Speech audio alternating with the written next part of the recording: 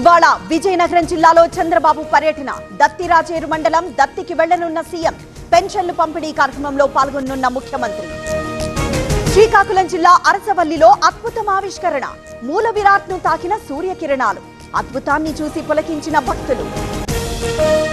Party మారిన ఎమ్మెల్యేల అనర్హతపై విచారణ. స్పీకర్ ఛాంబర్లో ఉదయం 11 గంటలకు విచారణ.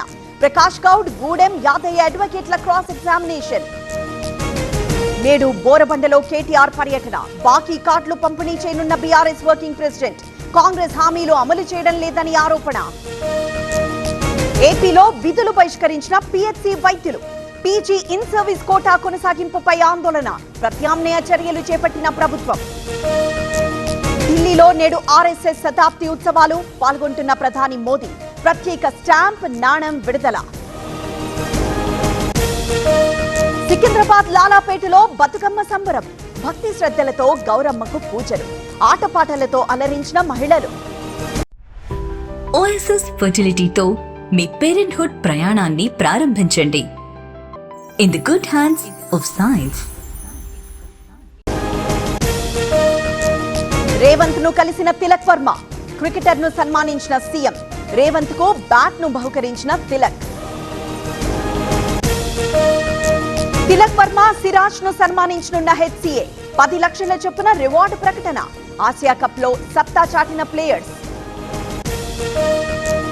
మెడికల్ కాలేజీలపై వైసీపీ ఆందోళనలు. ప్రైవేటీకరణ చేయొద్దని డిమాండ్.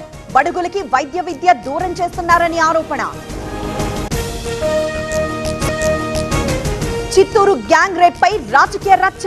నిందితులు వైసీపీ వాళ్ళని టీడీపీ ఆరోపణలు. తమ పార్టీ నుంచి టీడీపీలో చేరారన్న వైసీపీ. భద్రాచలం దగ్గర గోదావరి ఉగ్రరూపం. నీట మునిగిన స్నానఘట్టాలు, కళ్యాణకట్ట. కొనసాగుతున్న రెండో ప్రమాద హెచ్చరిక. నేడు బంగాళాఖాతంలో మరో అల్పపీడనం. వారం రోజుల పాటు ఏపీకి వర్ష సూచన. ఇవాళ తెలంగాణలో వర్షాలు. బాపట్ల జిల్లాలో భారీ వర్షాలు. వరదతో నిండిన ముక్తేశ్వరాలయం. నీటిలోనే ఉత్సవమూర్తులకు పూజలు.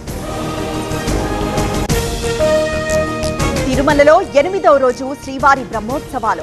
ఉదయం 8 గంటలకు స్వామివారి రథోత్సవం. రాత్రి అశ్వవాహనంపై మలయప్ప స్వామి దర్శనం. విజయవాడలో వైభవంగా శరన్నవరాత్రులు. 10వ రోజు మహిషాసురమర్ధిని అలంకారంలో దుర్గమ్మ. ఇంద్రకీలాద్రికి తరలి వస్తున్న భక్తులు. మహిళల వరల్డ్ కప్ లో భారత్ బోణి. శ్రీలంకపై 59 పరుగుల తేడాతో గెలుపు. వర్షం కారణంగా 47 ఓవర్లకు మ్యాచ్ కుదింపు.